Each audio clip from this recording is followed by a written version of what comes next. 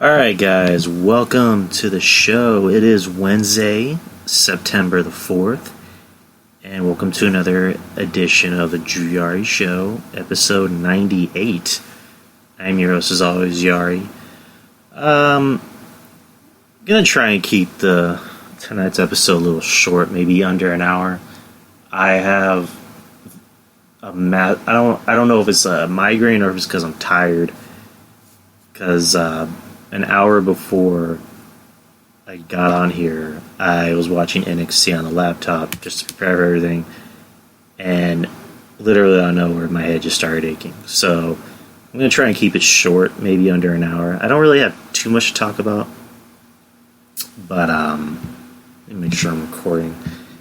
Alright, yeah, I don't really have too much to talk about, so we'll just jump right in it. I put a poll on Twitter last week about the PWI 500. Where the 500 list hasn't came out yet. I'm not even sure if the magazine has come out yet. They already put up the 100, the top 100.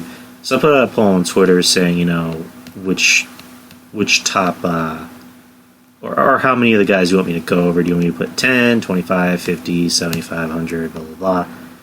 And top 10 and top 25 got tied with 33%, which is kind of interesting. I might just do that. I might just do a lot of that on the show. I might just put up a poll and see what you guys would want me to discuss or what have you.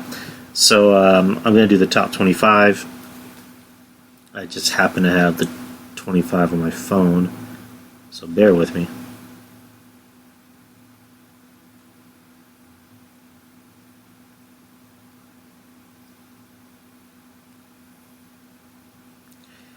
Okay. Alright, top 25 list. Remind you, I am not too familiar with a lot of the names on this list. I don't watch NJPW as much as I probably should, or Ring of Honor. So there's a lot of names that I may have heard of, but I don't really know that well. So I don't want you to think this is coming off as me just being a WWE fanboy, or I'm just like trashing something I don't know. I honestly don't. Like, I'm just going by names that I know and like names I have seen. So top 25. Tetsuya Naito. I know who that is. I know he was the Intercontinental Champion in NJPW before Jericho took the title from him. Don't know enough about him. I've heard good things about him. I've heard he's charismatic as hell over in NJPW. I can't really say enough about him because I don't really think I've watched him wrestle. I just know about him. I never actually seen him wrestle. So number 25, 24, Kento fuck, I can't say his name right. Miyahara. I have no idea who that is. Literally have no idea who that is. Jeff Cobb. Name sounds familiar. Again, don't know him. Phoenix. The Lucha Brothers, right? Him and Pentagon. Yeah, he's pretty good. I prefer Pentagon personally over Phoenix. Just a personal opinion. Number 21, Ricochet, of course. I don't know. They do these lists like in the summer, right? Or like, I think they do these lists in the summer, or like sometime in the spring. So, yeah, number 21 sounds right. Number 20, Jon Moxley. I don't know. Yeah. I mean, he has... So they're going over the whole year. So, beginning of the year, WWE, he's the Intercontinental Champion, and he was kind of floundering. So, I guess that makes sense, because that's a name. So he literally just started his post-WWE career in the summer. So I guess having him 20 makes sense. So yeah, so I'll go with that. Number 19, Finn Balor. Makes sense. 18, Adam Cole. I think he should be a little higher. Because I'm seeing a lot of names that I just think Adam Cole should maybe be a little higher above these guys. But that's just me. Number 17, Kota Ibushi. I like him. I do like Kota Ibushi. I saw him in the Cruiserweight Classic. Very good talent. I'm surprised WWE. Well, actually, I think it's because he didn't want to sign with them. Because he had already signed a deal with NJPW. So, I like him. He's a good talent. I don't think he should be higher than Adam Cole, but that's just me. 16, Jay Lethal. I honestly didn't know Jay Lethal still wrestled. Didn't he have like the longest Ring of Honor championship title run in Ring of Honor history? For him to be higher than Adam Cole or Finn Balor or even Moxley or Ricochet for that matter, no. Cody Rhodes, I'm surprised he's 15. And not because I think he should be higher, but I would just think, they would put him in the top 10 or even top 5. Number 14 is Walter. Oof. That seems alright. Walter, the guy's 6'4", and he looks like he's like 9 feet tall. The guy's a fucking killer. I have not watched the NXT UK show, and I'm kicking myself for not watching it when it came on live. I'm going to watch it. I heard good things about it. It was Walter versus, Tyler Bate, and Tyler Bate's like probably my height or shorter, and him and Walter were able to go out there and have a fucking awesome match, from what I heard. So I need to watch that match. But yeah, I like Walter. I like what I've seen from him. The guy, he's one of the very few big guys lately that actually works like a big guy. Because a lot of the big guys will try and work kind of like that cruiserweight style, but no, Walter works like a big dude. Number 13, Tommaso Ciampa. I guess that's right. Number 12 is Jay White. Nah. I don't know if he should be higher than Ciampa. I know a lot of people like Jay White. From what I've seen from him, I'm not that impressed. You know what I mean? Again, personal opinion. Don't chop my head off. Yeah, Jay White over Ciampa, Walter, and again, I'm not even a fan of his. Cody Rhodes, Adam Cole, Finn Balor, Jon Moxley, Ricochet. Nah, he should not be over those guys. Samoa Joe, I'm surprised he's even this high. Samoa Joe's kind of had an up and down year, but I don't know if he should be this high. All right, top 10. Will Ospreay. Can't really say too much about it because I've only seen him wrestle in one match in my whole life. Number 9, Hiroshi Tanahashi. Never watched him before. Kenny Omega. Well, I don't really think he's wrestled that much this year. I don't, because he I know he wrestled at the Wrestle Kingdom. Because he wrestles at Wrestle Kingdom every year. He was at Double or Nothing, and then he was at 2 more AEW events, including the most recent one. So he's only wrestled 4 times this year. So I guess it makes sense to keep him this low.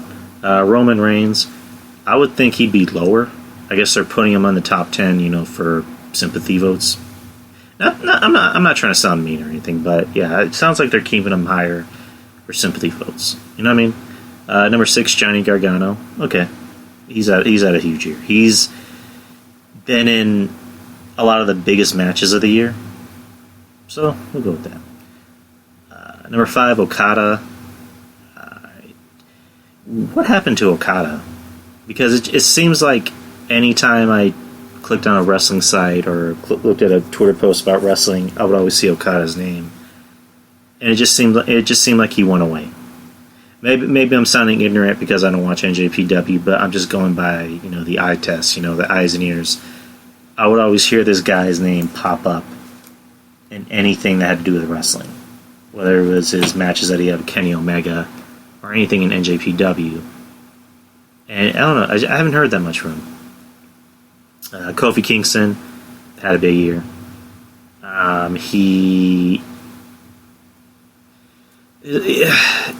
We'll talk about. Well, I mean, we've already talked about Kofi. I love Kofi, but his title reign needs to end. It just needs to end. AJ Styles is number 3. I don't know why he's higher than Kofi. Kofi's the WWE champion, so I don't know why AJ needs to be higher than Kofi.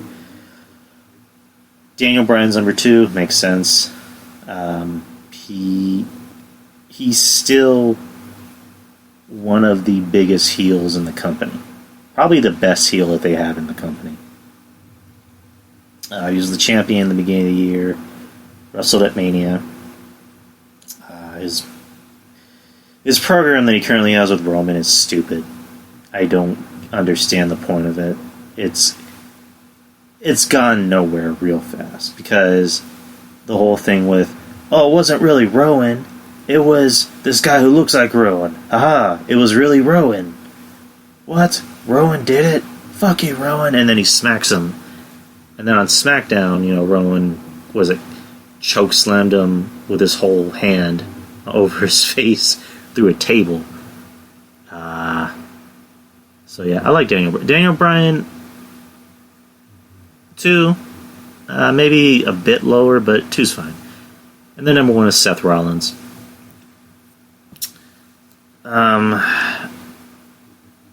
Yeah, Seth Rollins has had a big year. We'll give him that. He's had a big year. He won the Royal Rumble. Go with that. Won the WWE title at WrestleMania. Just got engaged to Becky Lynch, which is big. Just won the WWE title back against Brock at SummerSlam, where they main evented. Where that was probably one of the best matches. That was probably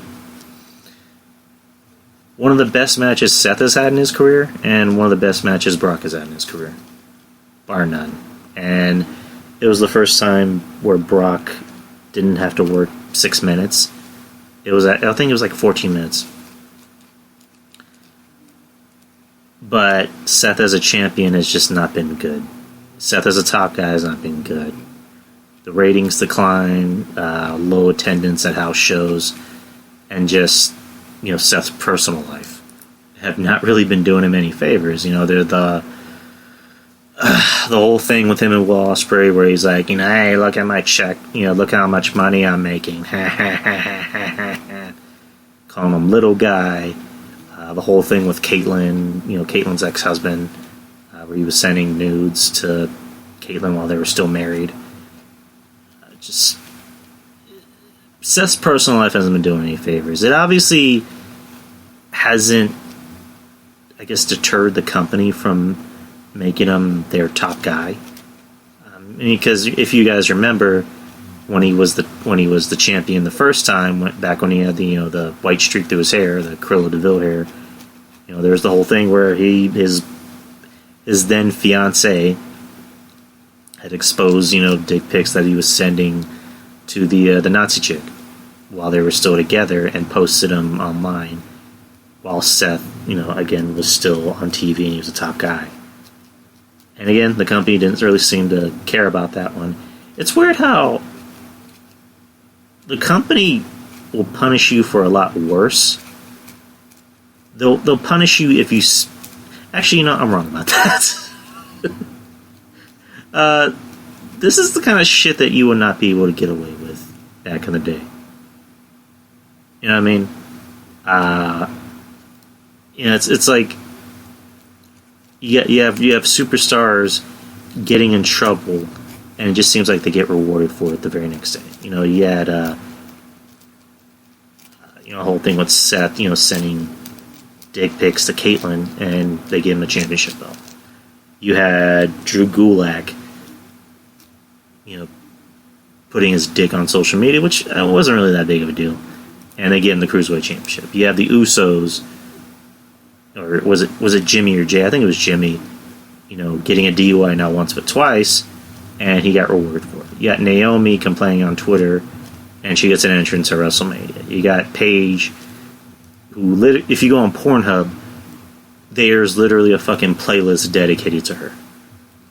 And she gets a fucking movie about her life.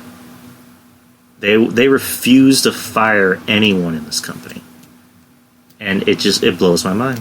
It blows my mind. And, going back to Seth, I don't know if he should be fired, but I don't know.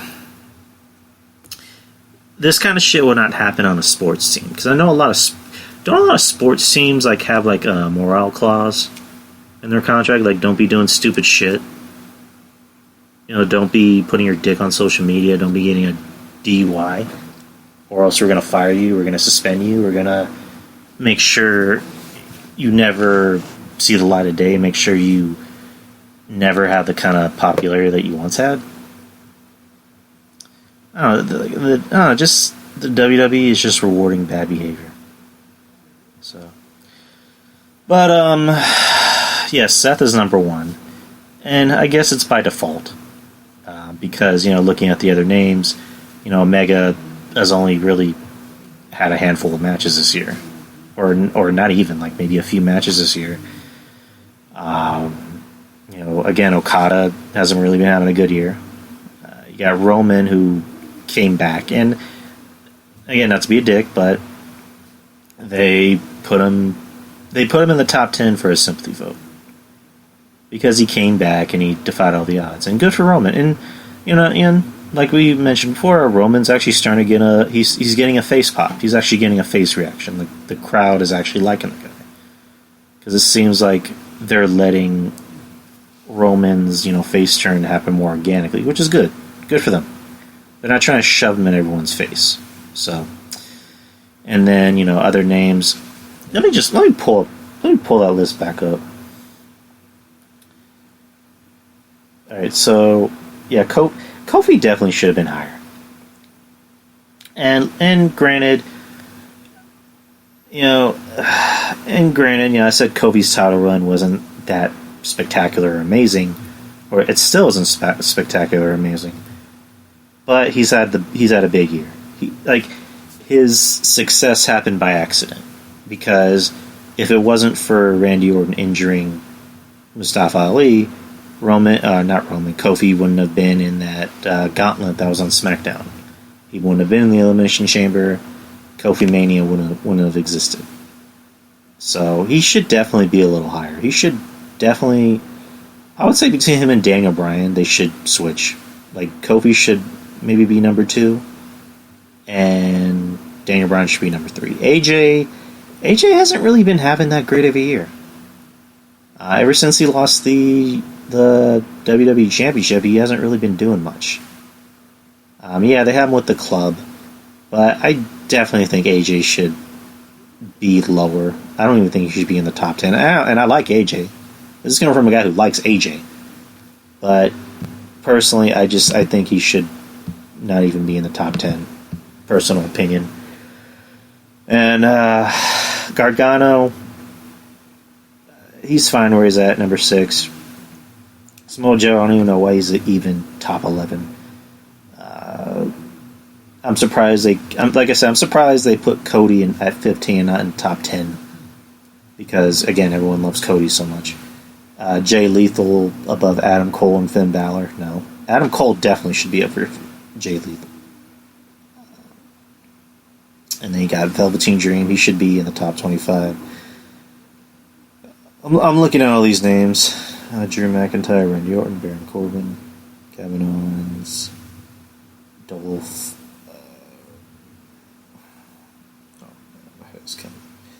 Matt Riddle should be a little higher. He's at 69, which is kind of funny.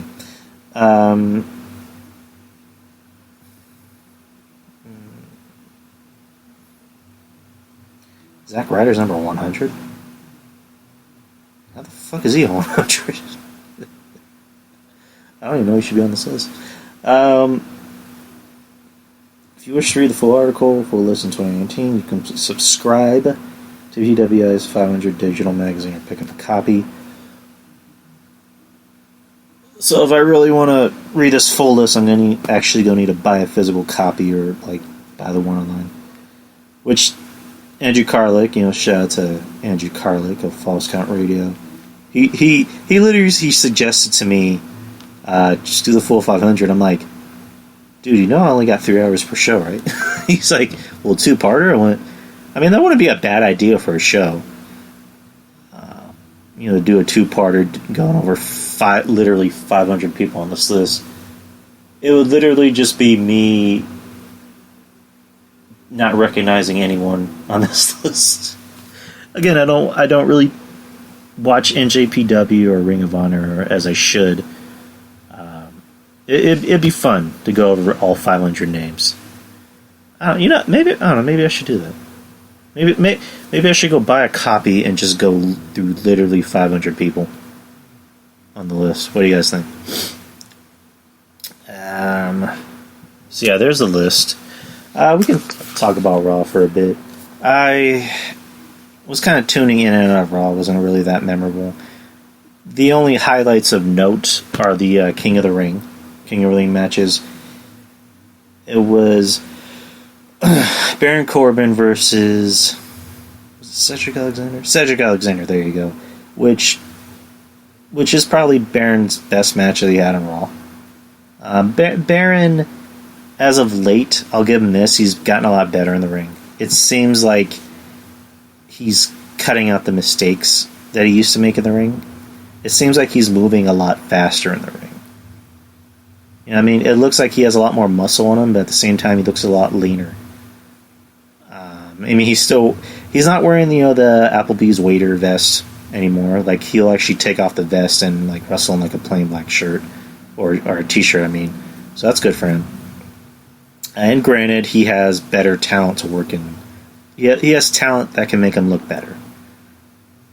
He had a match with Miz last week, which was actually pretty good. And then he had Cedric Alexander, which I love Cedric Alexander. Again, probably the best match that Baron's had on Raw. Maybe even the best match that he's had all year. I don't know. What do you guys think? So he beat Cedric Alexander. And then the next match, which was stupid.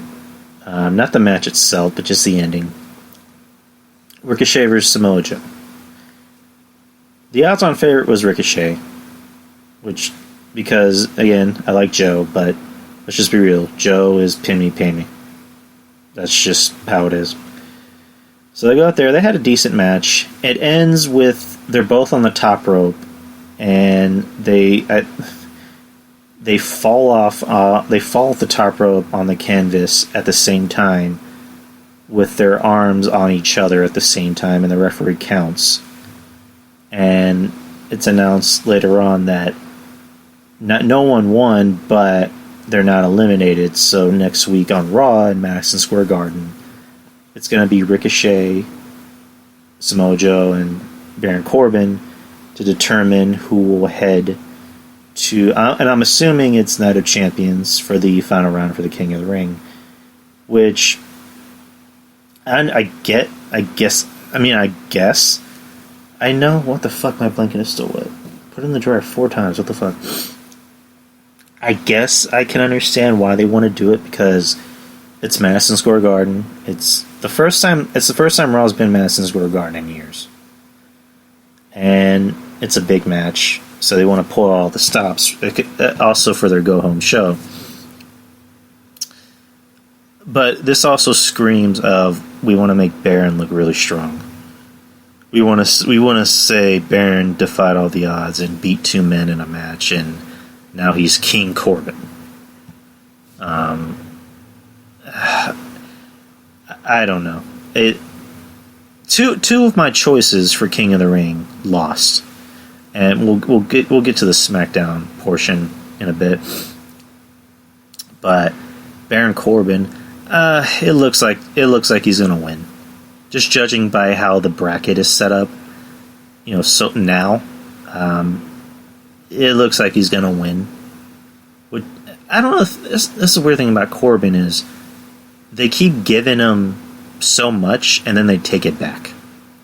Like it honestly looked like Baron was gonna win the belt from Seth, but they didn't. It's gonna be pretty obvious that they're going to put the belt on him soon. whether it's the Universal Championship or WWE Championship. But it's only a matter of time before he gets that belt. They just want to give it to him. I have a feeling they want to wait for the right moment or for the right champion. And personally, and this might be a little left field, but I think he's going to win the belt from Kofi. My opinion. Here's what I think is going to happen. He's going to win King of the Ring. And there might be a stipulation. I don't know if they'll add a stipulation or Baron will just add it himself that, whoever wins King of the Ring will get a title shot against a champion of their choosing. And Baron decides to cash in against Kofi. Because he's already wrestled Seth. We've seen that before. We haven't seen him wrestle Kofi.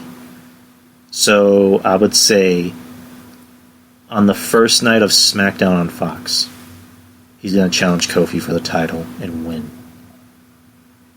Or it's going to be at the whatever the next pay-per-view is in Chicago. I mean, not Chicago, October, which I think is Hell in a Cell, if I'm not mistaken.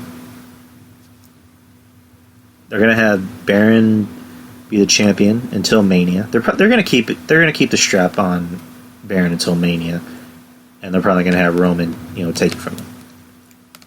It seems like the odds-on choice because another thing about Baron that he's improved on is he's really seemed to embrace the heat. He knows he's a heel. He knows people don't like him, so he's going to embrace it. Which, for all counts and purposes, I heard he's actually a really nice guy in person. And he plays such a good heel on TV. He used to get go-away heat from me. Now, it's actually starting to turn into heel heat. The only thing he needs to work on in his promo is, like, when he talks, it's... what's the word? Conviction. He doesn't have enough conviction in his voice when he talks. When he talks, it sounds like a 13-year-old in a middle school play. You know what I mean? He has the smarmy heel, look to him. But he needs to get better at the promos. But at the same time, he's embracing the heat that he's getting. He's not trying to backpedal.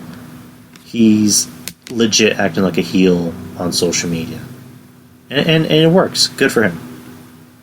So, I think he'll win King of the Ring just based on what's going on right now, on how it looks, and how much the company loves him.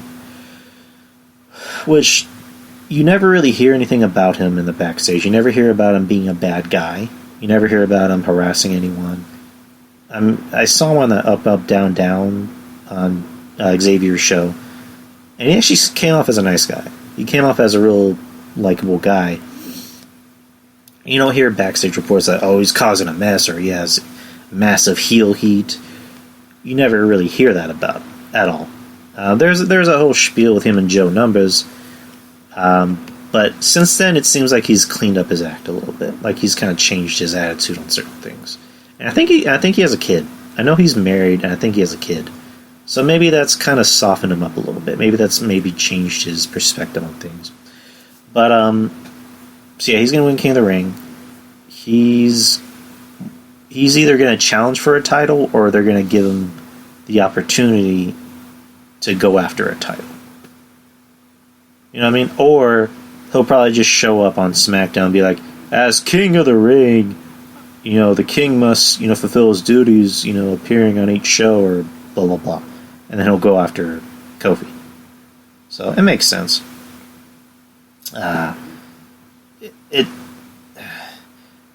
It pains me to say this, but he looks like somebody I think Fox would prefer as a champion over Kofi, because there's no chance in hell that I think Fox is going to want Kofi, a guy that looks like...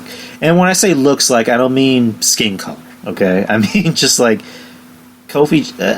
and I talked about this with Tyler, when he was on my show a couple weeks ago, where I said, when you see a guy like Kofi Kingston in the airport, he just looks like a very fit guy. He looks like someone who's very much in shape, but he just looks like a guy. When you see, if you were to see Baron Corbin in the airport, the guy's, I don't know how tall he is, I would imagine he's maybe 6'2", 6'3". You would look at him and go, okay, he's somebody at least. Like, he's an athlete of some sort. He looks like he plays football, which he did. And Baron Corbin at least looks like somebody. So I would think that they would give it to Baron. They would put the strap on Baron. The WWE title on Baron. I don't know if they're going to do with Seth. The rumor is that The Fiend is they're going to put the title on him. The Fiend, the arena that Hell in a Cell is going to be in had kind of,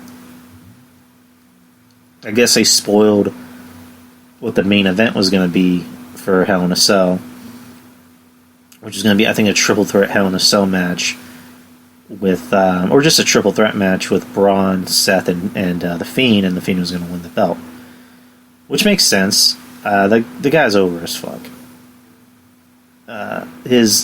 The Firefly House segments are over as fuck.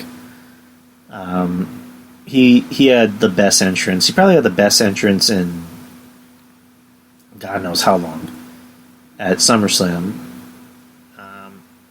People love The Fiend. They're buying his mask. They're buying his shirts.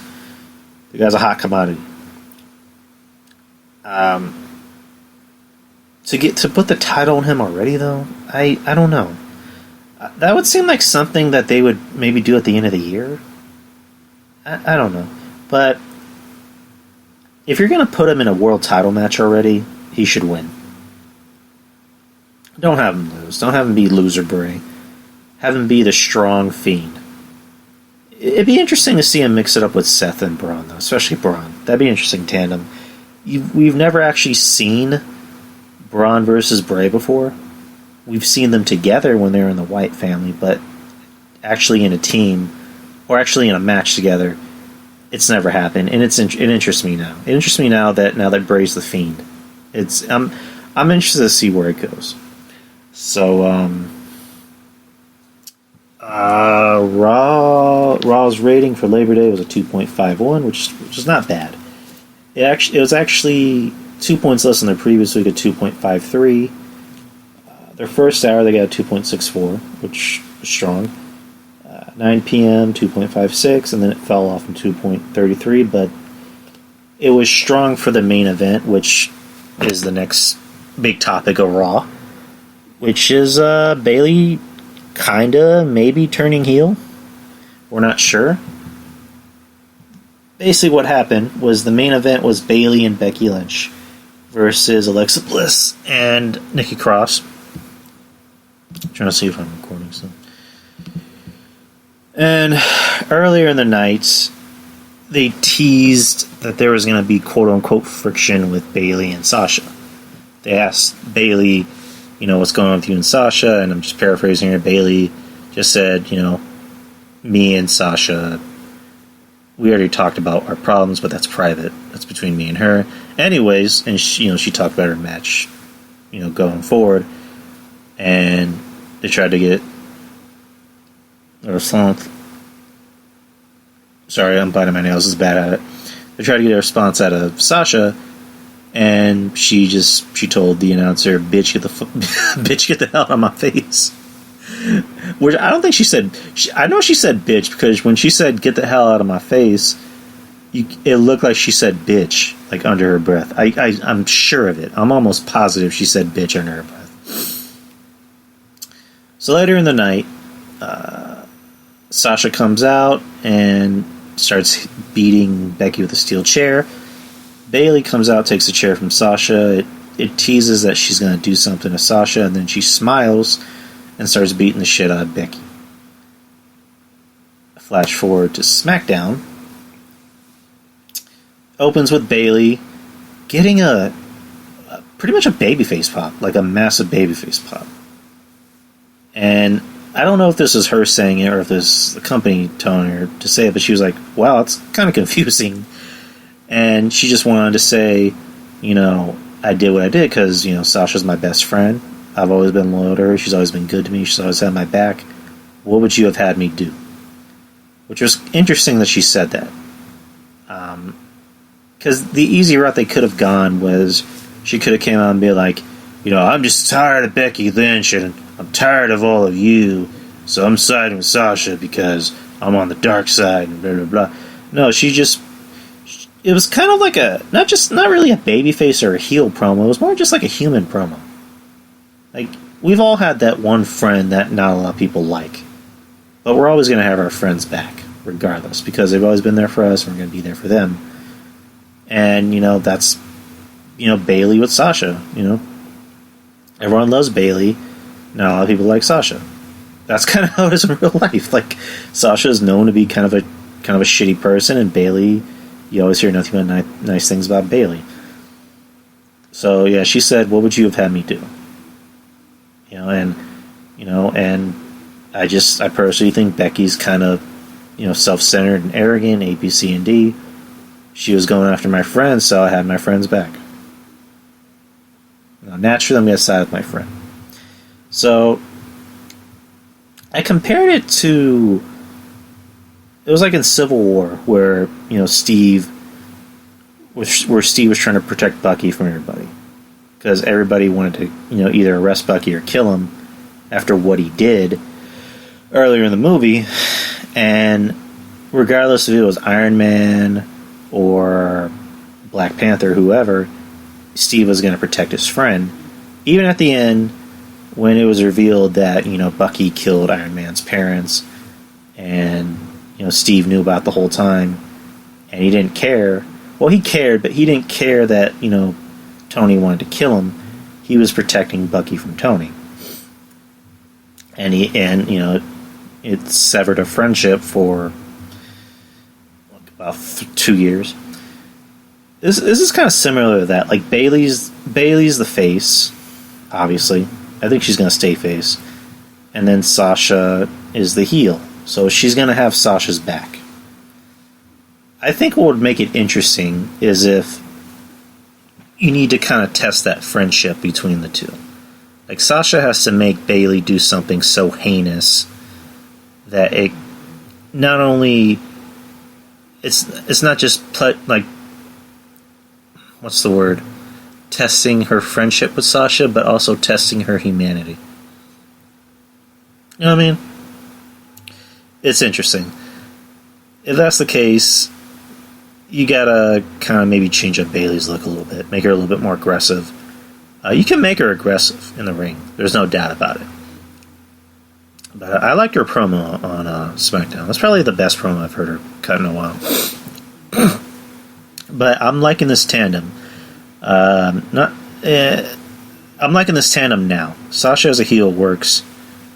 Bayley as kind of like an in-between heel. Or it's not necessarily heel or necessarily face. It's more just Bayley's being a human being.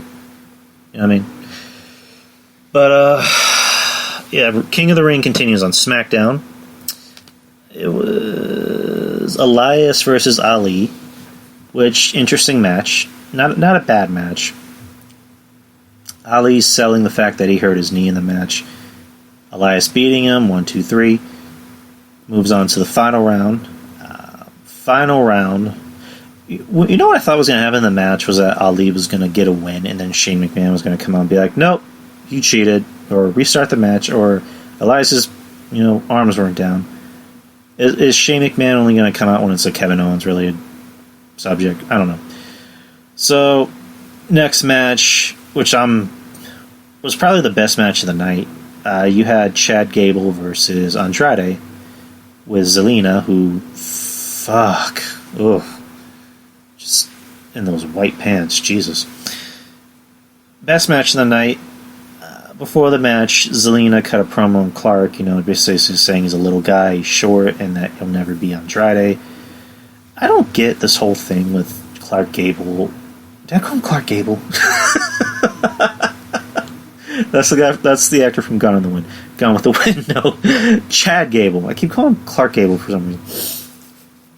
Chad Gable, where they keep doing these promos with people making fun of his height, which that is so passe. Because they did that with Daniel Bryan twice. It's annoying. Like, just go with the underdog storyline. That's really all you need to do. The short jokes are just lazy. And I remember because they did it with Elias. Because I think Clark, I keep fucking calling him Clark. Chad Gable. There's a vignette with him and Elias where I think he bumped into his guitar, and then Elias told him, you need to be this high to ride this ride. And then there was a thing with Shelton Benjamin, where Shelton Benjamin put up a sign in his locker room saying, you need to be this high to ride this ride, yada, yada, yada. Which it's painfully obvious, and Chad won the match, by the way. It's painfully obvious that it's going to be Chad versus Baron Corbin in the finals, which I'm assuming is going to be at Clash of Champions. It's painfully obvious it's going to happen. I don't know. I'm shocked that Buddy Murphy lost in the first round, which is weird because he looked competitive against Roman 3 weeks ago, and then he just beat Daniel Bryan not too long ago. And then he loses in the first round to Ali. For what reason, I don't know why. Which I like Ali, but Buddy has had more momentum lately. I don't know if they just don't like Buddy, or maybe he said something to the wrong person. I don't know. But it should have been Buddy in the finals, personally. So yeah, next week is Chad versus Elias. This is going to go one of two ways. If Ricochet wins on Monday, which all signs are pointing to Elias. If Ricochet wins on Monday, then Elias is going to win. So it's going to be Elias versus Ricochet. If Baron wins on Monday, it's going to be Gable. Or it'd be interesting if it was Elias. I don't know. But it's more likely going to be Gable. They want to push the little underdog that could, the short guy against the tall guy. The toughest guy in the world, former Golden Gloves boxer. They want to push that narrative, which more than likely Baron's going to win. Because I love him. And looking back on it, I know I said I would punch myself in the nuts repeatedly if Baron won. But it looks like he's going to win. And I don't really have a problem with it, in my opinion. I like Chad Gable, but I don't think he should have been in this tournament. He hasn't. He just hasn't really done much in the company. He hasn't done a lot in the company to really preserve him getting this kind of push. And he's not a bad wrestler. He's not. He's a very good wrestler. I think he's kind of like Kurt Angle in a way. They both have that collegiate wrestling background to him. I don't know. I don't think he should have been in this tournament. I think if you're smart, if creative was smart, which they're obviously not, it should have been Buddy Murphy in the finals. You know what I mean? Buddy Murphy has had a lot more momentum. Matter of fact, Aleister fucking Black should have been in the fucking tournament. I don't know why they kept him out of the tournament. I mean, did he just not want to open the fucking door when they knocked? Or what? So, and that's another thing. What are they doing with Aleister Black? The guy is over as fuck. He has probably the best entrance theme in the company. One of the best entrances in the company. Popular. Over as fuck with the crowd. What are they doing with these vignettes where he's saying, I want to fight someone. I want to pick a fight. Somebody knock on my door. Arr. What are they doing? I made the comment of there's no way they can fuck this guy up, and it kind of looks like they're doing that. There's no name a tough guy who is begging for somebody to fight him. Do you think Stone Cold would have sat in a locker room by himself saying, I want to pick a fight with someone? What? I want someone to fight me. What? Do you think that would have happened? You think Taker would have done that? You think The Rock would have done that? You think Triple H would have done that? No. Why are they booking Aleister Black like this? I don't understand. But what do I know? So yeah, that was SmackDown.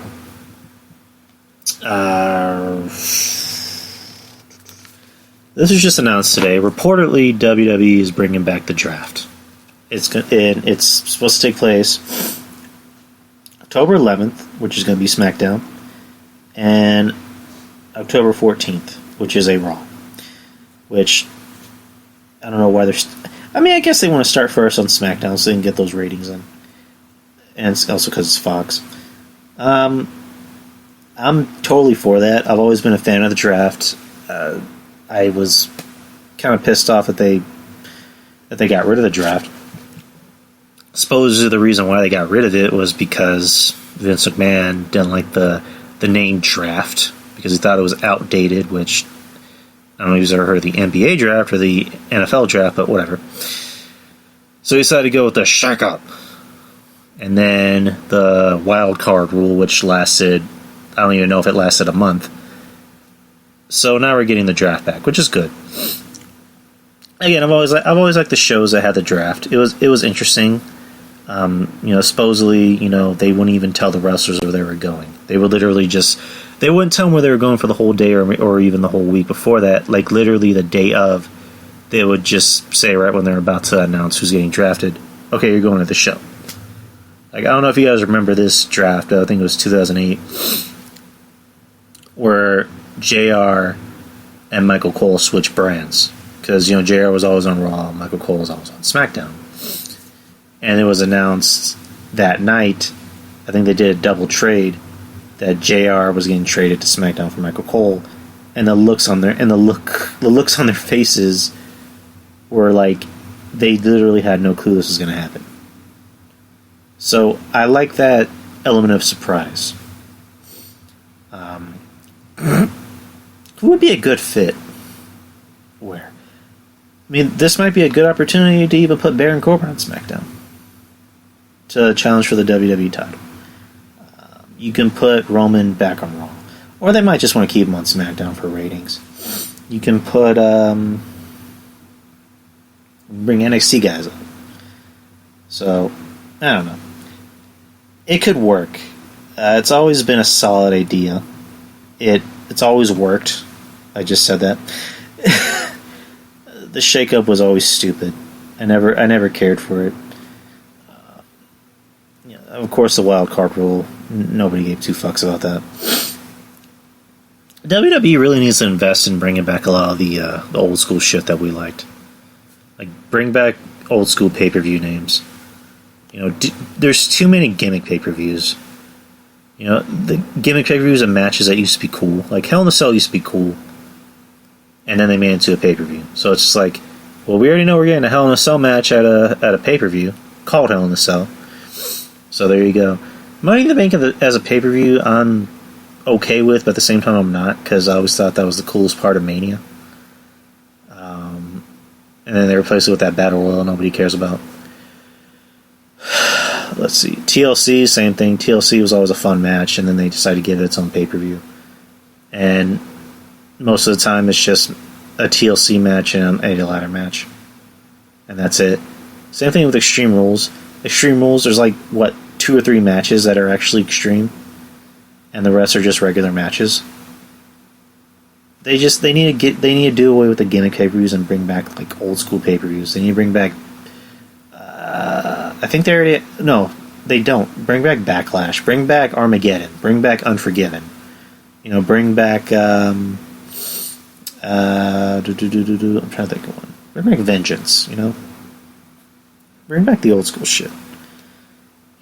Trim it down to just, a pay-per-view a month. Or even 11 pay-per-views. What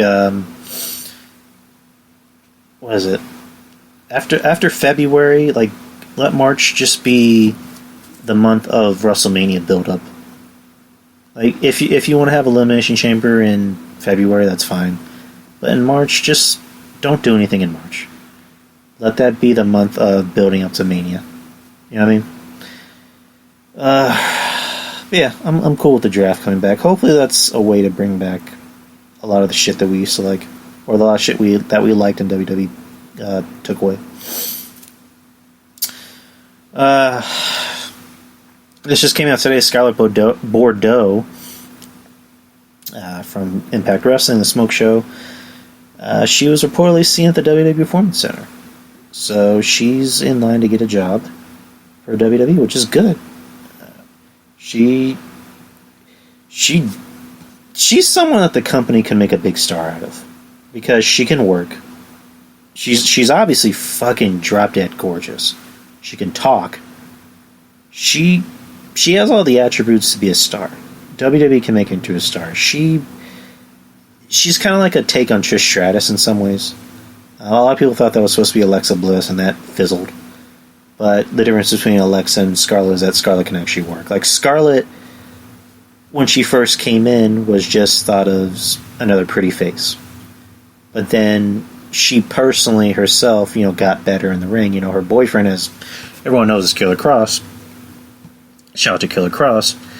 Hopefully he listens. He trained her. I believe he just trained her. Maybe someone else helped, but he trained her, and she's gotten a lot better in the ring. Killer Kross, as we know, as far as I know, he wasn't at the Performance Center, which I kind of hope they do sign him. Again, they're both got Killer Kross and Scarlett Bordeaux. They both look like stars. They both look like people that the WWE can turn to stars. Scarlett Bordeaux can probably keep her name. I mean, I wouldn't see why they wouldn't let her just be Scarlett Bordeaux. Or they'll more than likely just call her Scarlett. Killer Kross would be a problem because they can't call him Killer. I mean, they can probably call him Kross. I mean, Kross sounds like a cool name. Or maybe even keep his name Kevin, because his real name's Kevin. Kevin Kross. Or maybe give him some silly-ass name, but he looks like a star. The dude's, 6'4"? He's in amazing shape. He's a really good wrestler. He's really good in the ring.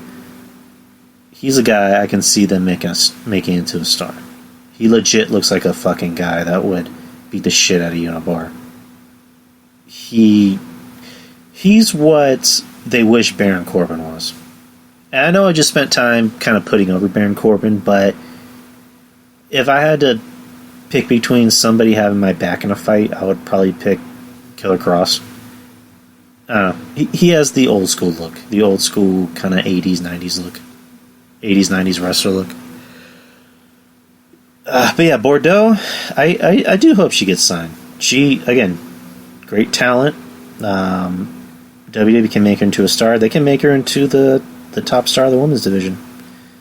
In my opinion. Because God knows they need more women. You turn on Raw and SmackDown, you see Becky, you see Bayley, you see Sasha, you see Charlotte.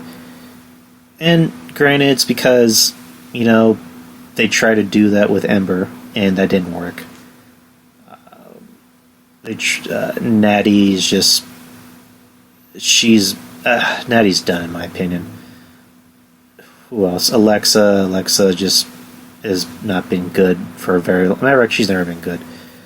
And then you got Nikki, who I like Nikki, but Nikki's not ready. Carmella's just garbage. Naomi's garbage. They haven't even attempted to do anything with Liv Morgan. And I like Liv Morgan. Ruby Riott. Ruby Riott seems like somebody they can make into a star, but I don't know if it's because of how she looks facially, because she's not unattractive. She's very pretty, by the way. She cleans up nice. But compared to the other plastic bitches in the company, she's not attractive. She can work, and she's a very good heel. She can also make a very good face, but she works better as a heel. But for some reason, they just like to have Ruby job to everybody. They had her job to Ronda, which made sense because it's Ronda. They had her in these constant, 6 women tag matches, and they always had the Riot Squad lose. So, and then you have Ronda, which Ronda hasn't been back since Mania.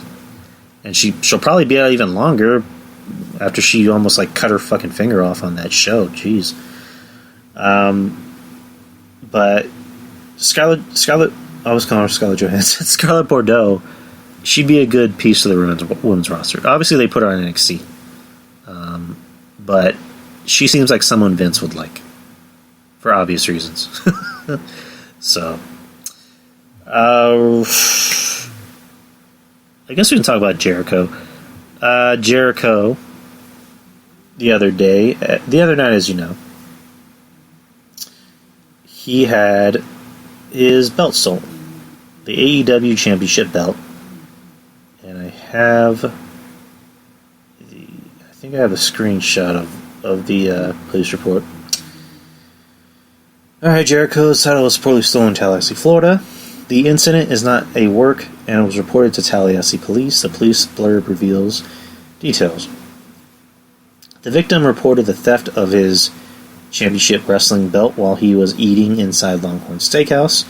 The victim stated he arrived at the Millionaire Club airport terminal and placed the belt inside his rented limousine. The limo driver shuttled the victim to Longhorn while the limo driver returned to the airport. The victim had taken the wrong luggage from the airport, and the driver took it back to the terminal. When the driver picked up the victim from the restaurant, the belt was missing. Responding officers searched the limo and the airport for the belt without success. On-call CID was consulted, and forensics responded to the scene. And it just got reported today that the Tallahassee Police Department announced on Facebook that Chris Jericho's AEW World title has been found. An officer was seen pictured with the belt in a photo, which was then deleted, although the police department notes that the investigation remains open and active. Officer Damon Miller, a spokesman for the Tallahassee PD, was asked about the photo by Tallahassee.com. Still an open and active investigation. The case has not been closed yet, and a screenshot is with him holding the title. That's good for Jericho, because it sounds like somebody more than likely got into the car while the driver wasn't looking and stole the title. Which is a fucking shitty thing to do, by the way. Like, to steal from anyone is a fucking shitty thing, and it makes you a shitty person. You don't even deserve to be in this world if you're going to steal from people. Especially taking something that valuable. You know, of an authentic championship belt that they've made such a big deal about. And I'm glad Jericho got it back, by the way. I'm glad he got it back. It wouldn't have been a good look for AEW if he lost their belt, if his belt was lost. I mean, because AEW's starting to get a little heat, you know, with the whole Cody thing, which I won't really talk about that too much because I didn't get to watch AEW. I didn't get to watch All Out. I didn't have $50 laying around to pay for a pay-per-view event. What I saw was that Cody brought out his dog Pharaoh, which is, I'm assuming it's a husky, and Cody had fucking fireworks in his entrance, and his dog was next to fireworks. What is the one rule about 4th of July? Make sure you leave your dogs inside. You don't want them getting scared of fireworks. Why would Cody have his dog next to fireworks? And what's making it even more insane is that people are going out of the way to defend Cody. And it's not even that I'm not a fan of Cody, it's kind of a human thing. If Cody did a good thing, I would acknowledge he did a good thing. If it was announced, you know, Cody donated part of his check to charity. Okay, good for Cody. You know, Cody helped an old lady across the street. Cody helped a guy out of his car after he got into a car accident. Okay, good for Cody. He's doing something, you know, same thing if it were someone I actually did like. If someone I did like said or did something stupid, I would call him out for it. It's just a human thing. What Cody did was wrong. It was idiotic. To put his dog in harm's way, to freak it out like that's irresponsible and inhumane. And then the fact that you got all these, you know, these people that just worship the ground Cody walks on, and just vehemently defending him, and then acting like, you know, we're wrong because we hate Cody. It's like, no, it's not really a hate thing. It's more just a human thing. It's called logic and common sense. So, I like to think Cody didn't do that out of malice, or maybe he thought that through. or maybe he does legit feel bad about hurting his dog, because I see him on social media taking pictures with his dog. Maybe he didn't think that was a bad idea, which, again, common sense. Dogs are afraid of fireworks. They're afraid of loud noises. So maybe Cody does feel bad. I like to think that maybe he feels bad now, like he acknowledges he made a dumb mistake. I'm not saying have animal services take away his dog. I'm not saying that at all. But I'm just saying what Cody did was stupid and irresponsible. I'm just going to leave it at that. But yeah, with Jericho, again, I'm glad he got his belt back. Him winning the title at All Out, I can understand. From a business perspective, I understand why he won it.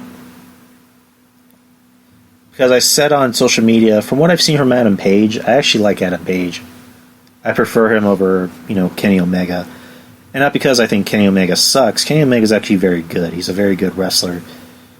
But Adam Page seems like he's someone a lot more likable than Kenny Omega. He seems like he has a lot more of an upside. He's someone that could be a star in the WWE. He's someone that's ready for WWE's television. Here's what, Chris Jericho winning the title can do.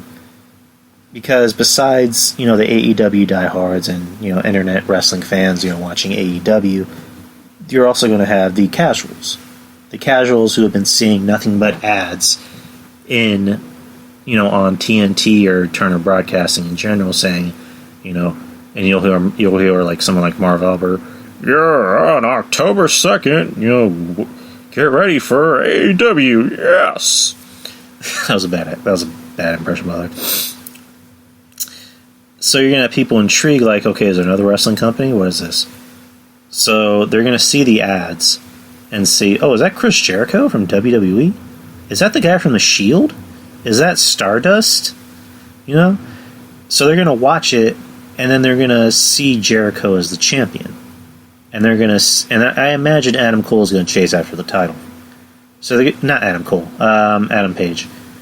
And they're going to get more used to Adam Page. Like, who's this guy? He looks interesting. He has an interesting look to him. So they're going to get more used to him when he's chasing Jericho for the title. That's a way to get over people that the other casual American wrestling fans aren't that familiar with. They're not familiar with Kenny Omega. They're not familiar with the Young Bucks. Not everybody is familiar with the Elite or Dr. Britt Baker. Did I mention she's a doctor, by the way? This gives those guys a chance to be noticed more, to have more eyes and ears on them. So Jericho winning the title makes sense. I'm fine with it. Shout-outs. Wrestling Soup. Miss Joey John. They just had a side saddle, which is pretty cool. I was on it. Well, technically. I had a voicemail. We talked comics for a bit. Make sure to go to their Patreon for just $5. You can get all types of cool shit. DTKC with Don Tony Castle every Monday after Raw. Shout out to Don Tony. He just had surgery not too long ago. One of some of my well wishes. I already did before, but I'm just sending him again. Get well done. Get well, DT. Go to their Patreon for just $5. All types of cool shit. Including Kevin has 2 shows, by the way. He has Castle Chronicles, which is a solo show, and then Dark Chronicles with him and another good friend of the show, another good friend of mine, actually, Trez. Archetype Podcast with Derek and Irving. Those guys talk a lot of... I try to talk about as much nerdy shit as I can. They talk a lot of nerdy shit. Their show's very good. You should listen to it. Again, get into corner with Yuck Nasty and Dogger Baby. Probably shouldn't be saying this, but currently Yuck is in the... I had a special assignment for him. He's actually in the studio cooking up a yummy new song for the show. That's all I'm going to say. Which I pretty much just told you everything that was going to happen, so... You're going to be getting a new intro for this show.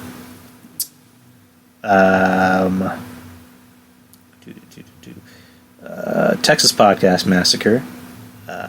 If you love horror movies, these guys discuss everything. whether it's old school horror movies or current. I was on the show twice. I might be on it for a third time. I'm making sure.